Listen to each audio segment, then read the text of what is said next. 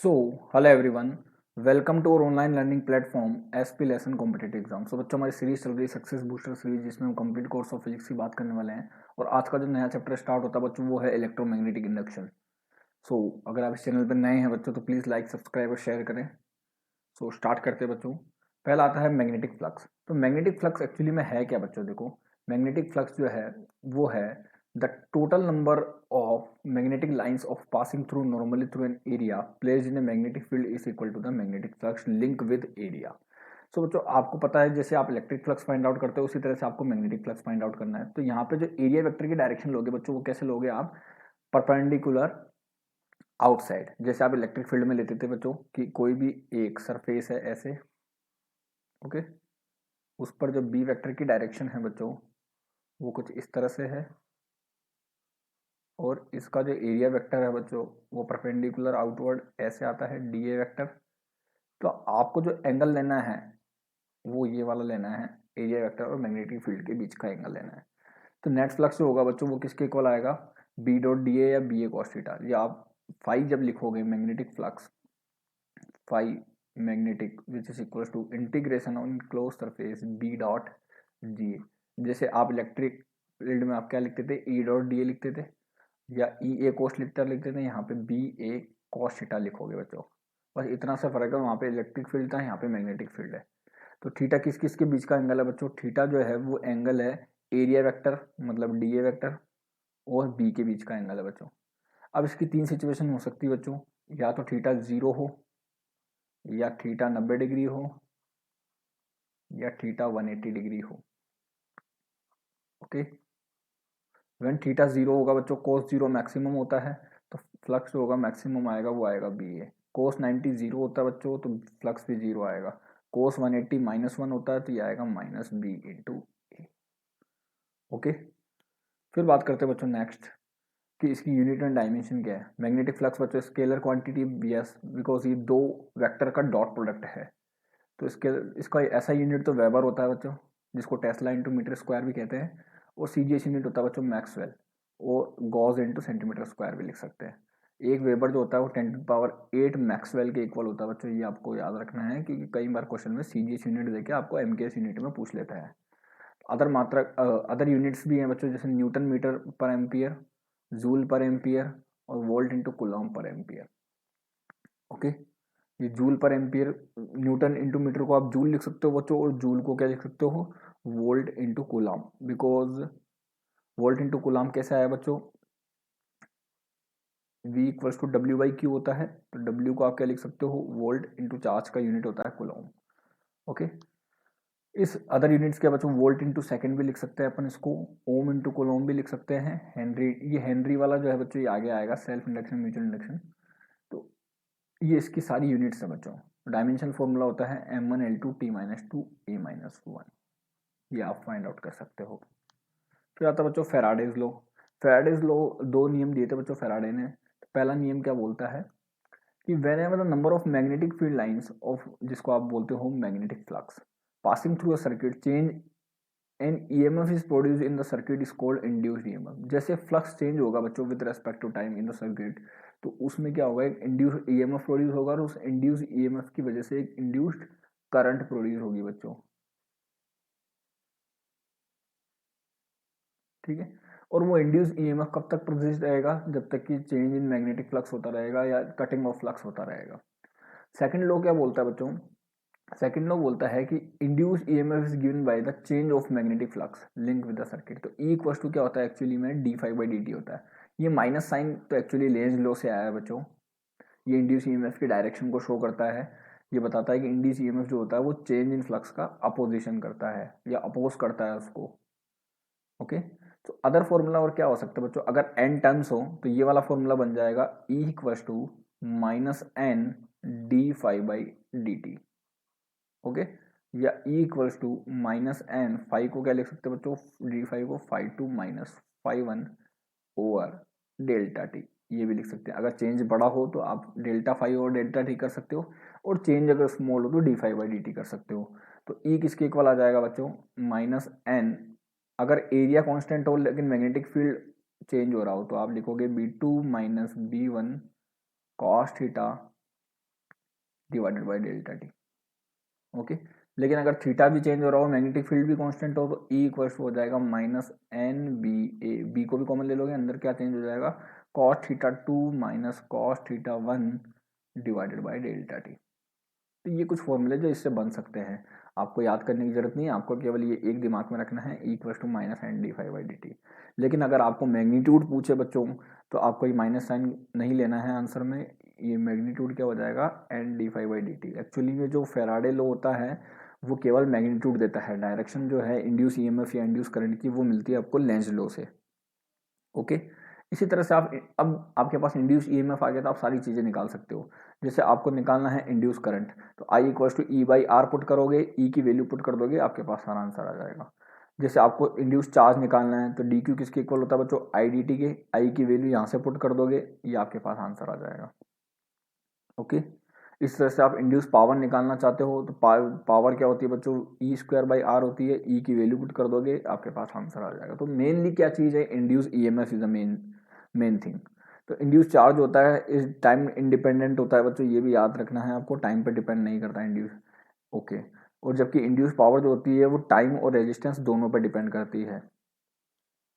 Okay, इसके बाद में आता है लेंज लॉ। लेंज लॉ क्या बोलता है बच्चों, giving the direction of induced EMF और इंड्यूस करंट की डायरेक्शन देता है। ये बताता है कि इंड्यूस ईएमएफ या इंड्यूस करंट की डायरेक्शन क्या होगी, और ये उस चीज को अपोज करेगी जिसकी वजह से ये प्रोड्यूस हुई है।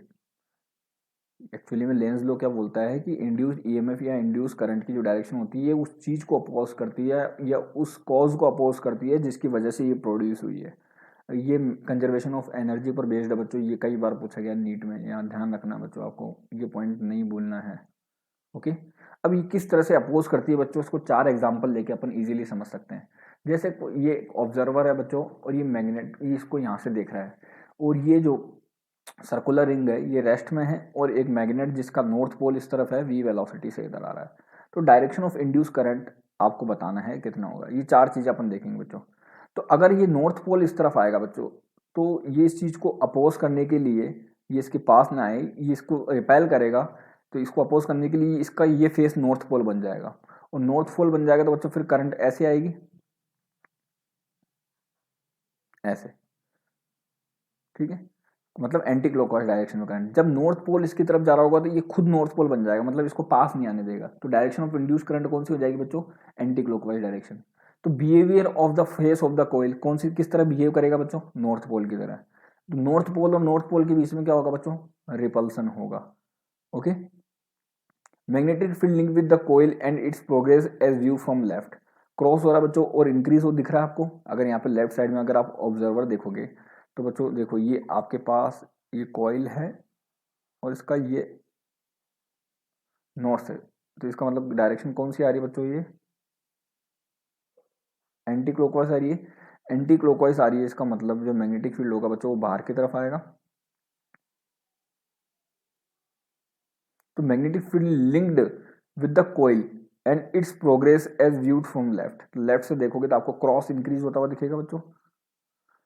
इसी तरह से आप एक अदर एग्जांपल ले सकते हो, जैसे ऑब्जर्वर ये है और अब नॉर्थ पोल से दूर जा रहा है बच्चों, तो ये नॉर्थ पोल को दूर जाने नहीं देगा, तो ये खुद साउथ बन जाएगा, मतलब उस चीज को अपोज करेगा, कुल मिला के ये चीज है।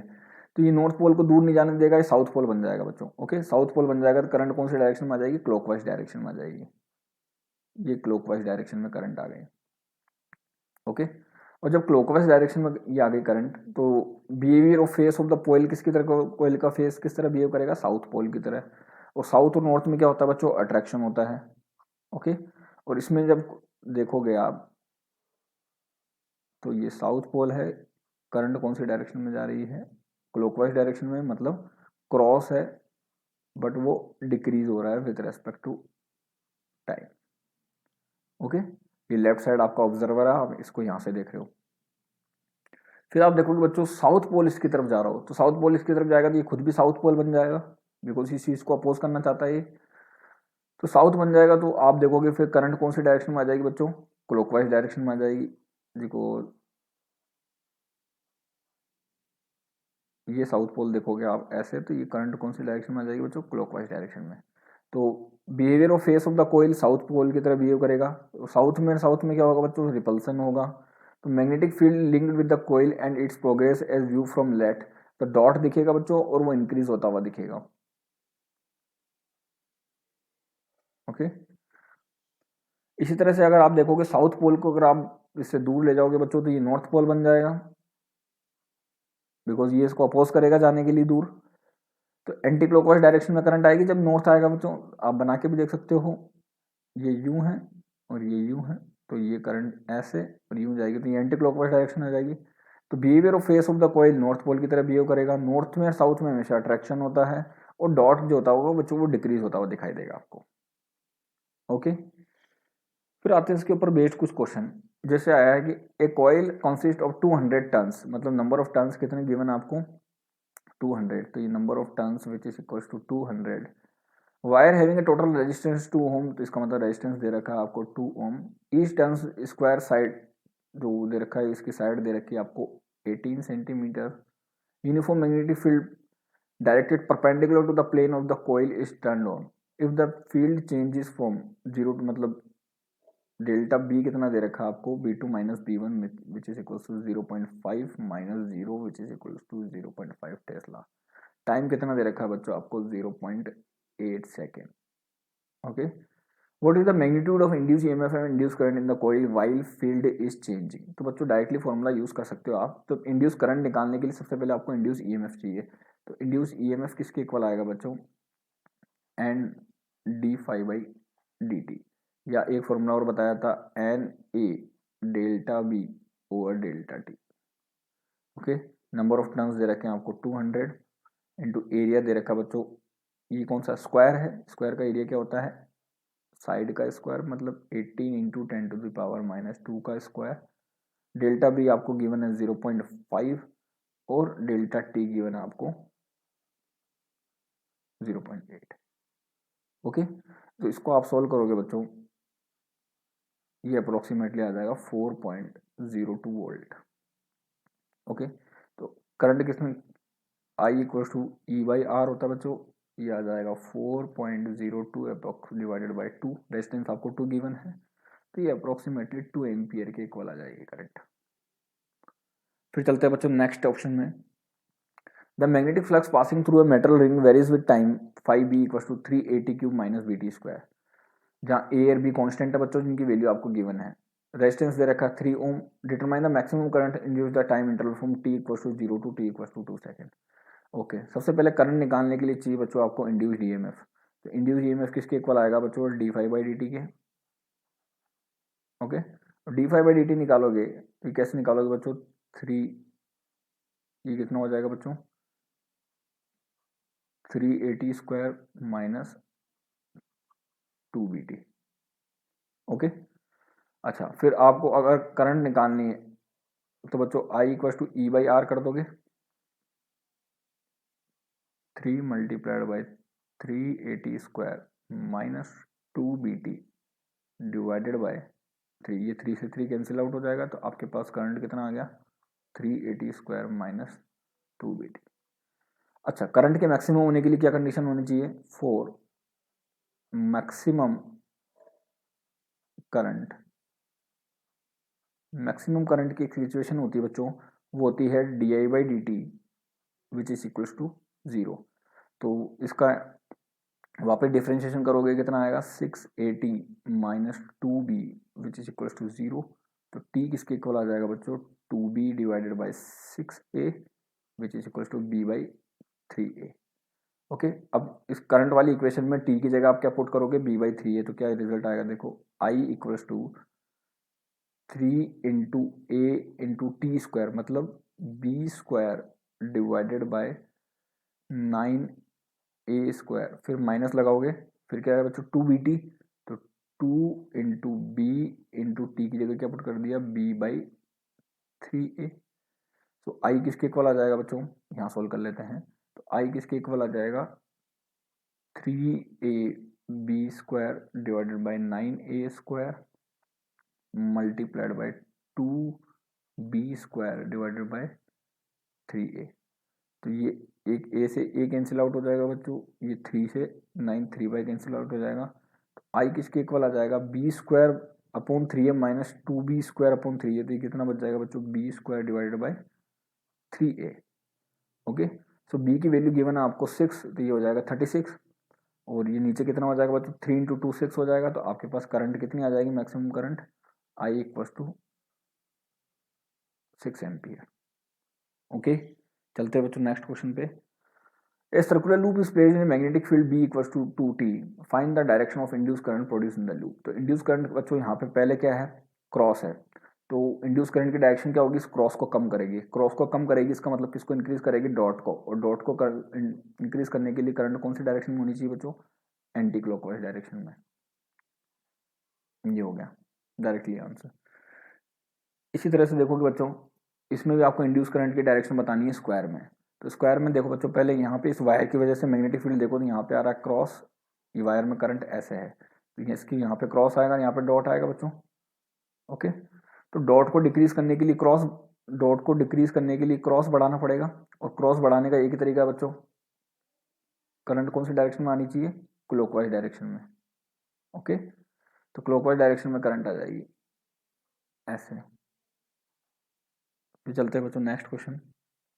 इस पर अब इसमें आपको डायरेक्शन बतानी है इंड्यूस करंट की इस लूप में। तो बच्चों देखो यहाँ पे मैग्नेटिक फील्ड किस तरफ है, क्रॉस है, तो इसमें डायरेक्शन किस तरह से होगी, क्रॉस को कम करे या डॉट को बढ़ाए। डॉट को इंक्रीज करने का एक तरीका, करंट कौन सी डायरेक्शन में फ्लो कर दो, एंटी क्लॉकवाइज में, सॉरी एंटी क्लॉकवाइज ऐसे। ओके बच्चों, और भी आपको इस EMI चैप्टर के क्वेश्चंस चाहिए प्रैक्टिस के लिए, तो please share in the comment box and like, subscribe and share this channel. Thank you.